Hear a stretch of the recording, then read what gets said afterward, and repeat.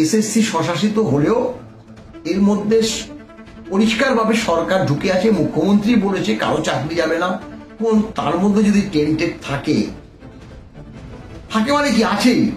মুখ্যমন্ত্রী সব জানে, যারা দুর্নীতির মাধ্যমে চাকরি পেয়েছে টাকা নিয়ে তাদেরকে 5 নম্বর দিয়ে দিয়েছে।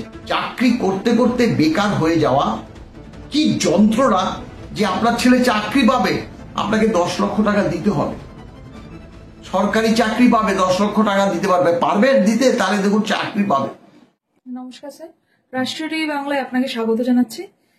স্যার, 2016 সালে যে এসএসসি প্যানেল, সেই গোটা প্যানেলটাই মোটামুটি বাদ হয়ে গেছে দুর্নীতির চক্করে। কিন্তু দেখা যাচ্ছে যারা এক্সপিরিয়েন্স টিচার তাদের নাকি এক্সট্রা 10 নম্বর যোগ হবে তাদের এক্সপিরিয়েন্সের ভিত্তিতে। কিন্তু এক্ষেত্রে সমস্যা একটাই, যারা নতুন বা যারা ফ্রেশার্স তারা কি কিভাবে তারা মানে পরীক্ষায় পাশ করতে পারবে, তারা তো পুরোপুরি আশাহত। দেখুন, ব্যাপারটা হলো এসএসসি 16, তারপরে বছরখানেক পরে 17-18 থেকে বিভিন্ন স্কুলে তারা শিক্ষকতা করেছে, বেতন পেয়েছে, সংসার ধর্ম করেছে, তাদের অনেকের সন্তান সন্ততি হয়েছে। তারপরে প্রকাশ পেল যে এই এসএসসি সম্পূর্ণ দুর্নীতির মাধ্যমে নিয়োগ হয়েছে। এখন কোর্ট কাছারি হলে আইন আদালত কিন্তু আবেগে চলে না।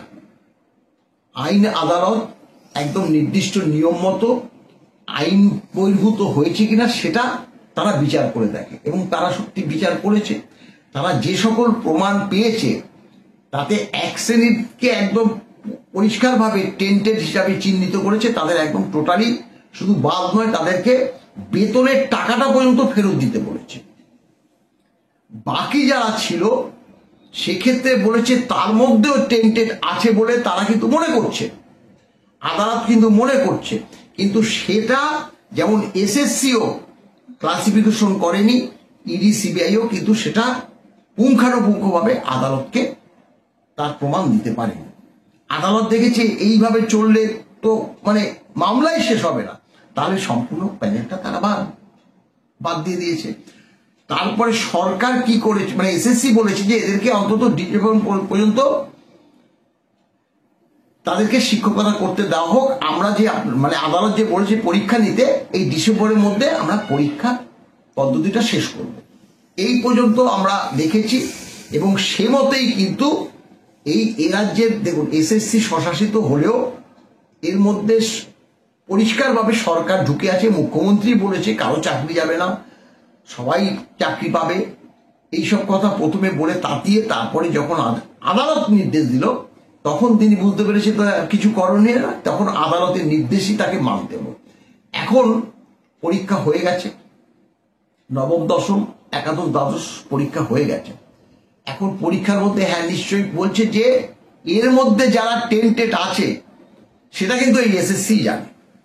এসএসসি মাত্র এর আগে 1806 জনের কথা বলেছে, কিন্তু এরপরে তো আরো আছে, সেটা কিন্তু ক্লাসিফিকেশন করেনি বলে কিন্তু তারাও পরীক্ষা দিতে পারলো। তারাও পরীক্ষা ওই 1806 জন ব্যতীত তারাও পরীক্ষা দিতে পারলো। এখন তার মধ্যে যদি টেন্টেড থাকে মানে কি আছেই, তারা কিন্তু এক্সপিরিয়েন্সের জন্য, কারণ তারাও মানে শিক্ষকতা করেছে, এক্সপিরিয়েন্সের জন্য 10 নম্বর পাবে। এবং ফ্রেশারও আছে, তাহলে ফ্রেশাররা এটা পাবে না। যারা এই ডিসেম্বর পর্যন্ত শিক্ষকতা করেছে একদম চাকরি পাওয়ার পর, মানে তারা 10 নম্বর করে পাচ্ছে, তাহলে 50-এর পরে 10-60 হয়ে যাচ্ছে। কিন্তু যারা ফ্রেশার তারা 50-এ। এই জিনিসটা করে এটা কিন্তু প্রাইমারির ক্ষেত্রে করেছিল, অ্যাপটিটিউড টেস্ট হয়নি বলছে, হয়নি। কিন্তু এই অ্যাপটিটিউড টেস্ট যারা দুর্নীতির মাধ্যমে চাকরি পেয়েছে টাকা নিয়ে তাদেরকে 5 নম্বর দিয়ে দিয়েছে, আর যারা সত্যি সত্যি পড়াশুনো করে চাকরিটা পেয়েছে তাদের 5 নম্বরের জায়গায় 0, 2 এরকম ভাবে দিয়েছে। এই করে মানে এ তো কি বলবো, বলার আর কিছু নেই।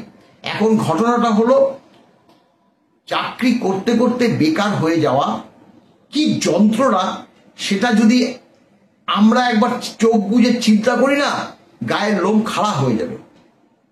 আমি বর্তমানে নয় অবসর নিয়েছি, কিন্তু চাকরিরত অবস্থায় যদি এই ঘটনা ঘটতো তাহলে কোথায় যেতাম? যেখানে আমি রোজগার করছি, একটা নির্দিষ্ট বেতন পেতাম, সেখানে যদি টাকাটা শূন্য এসে দাঁড়াতো তাহলে কি করতাম? তার জন্যই তো শিক্ষকেরা আন্দোলন করছে, এখনো আর কি অনেকেই করছে। আন্দোলন ব্যাপারটা হলো, আন্দোলন তো অবশ্যই করতে হবে। আন্দোলন ছাড়া তো এগুলো, এই যে আজকে আমরা জানতে পারছি, তারা যদি চুপচাপ থাকতো এসএসসি থেকে তো খুব বেশি প্রকাশ পেত না।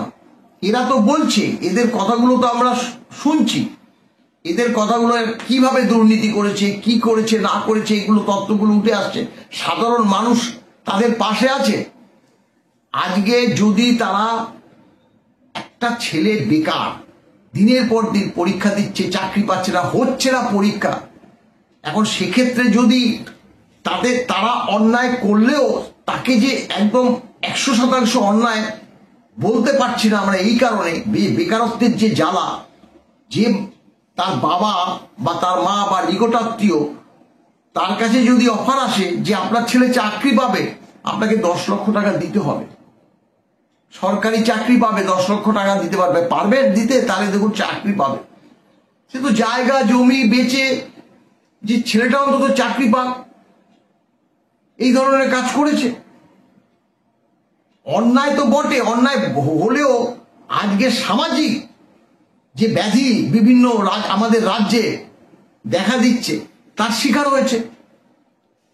এখন তো জানি না যে এর পরিণাম আবার কি, যেটা আমরা শুনছি যারা মামলা রয়েছে এসএসসির সঙ্গে, তারা বলছে যে এই যে পরীক্ষা নিল নবম দশম একাদশ দ্বাদশ, এটাও ক্যান্সেল হয়ে যাবে, এটাও নাকি ক্যান্সেল হয়ে যাবে। কারণ একজন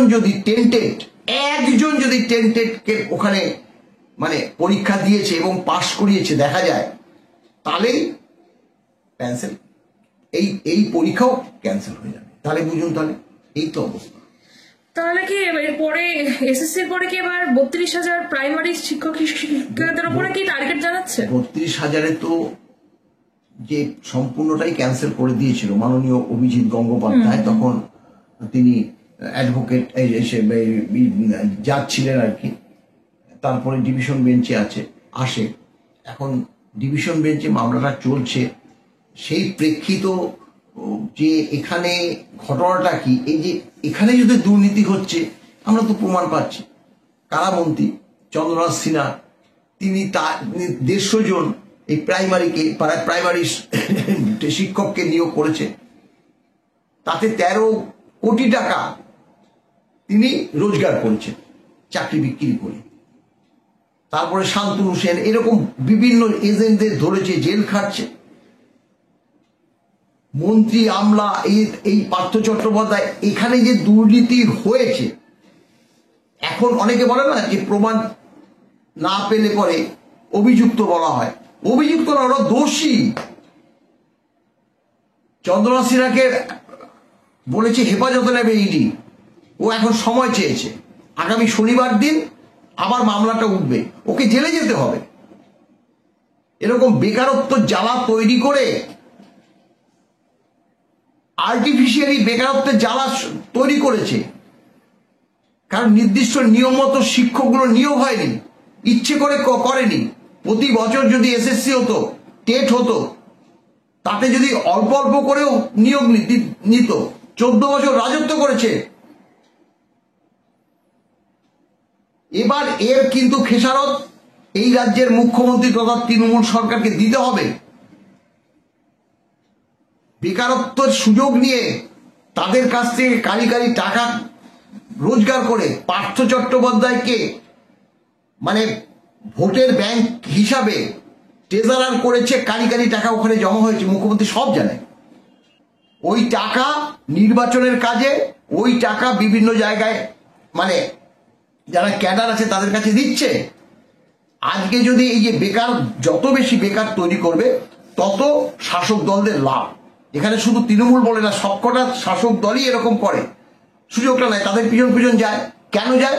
নয় একটা যদি চাকরি পাই, আর না হলে এই যে বিভিন্ন কাজ বাজ হয়, সেখান থেকে যদি কিছু অর্থ উপার্জন করতে পারি, এই লোকটা থাকবেই।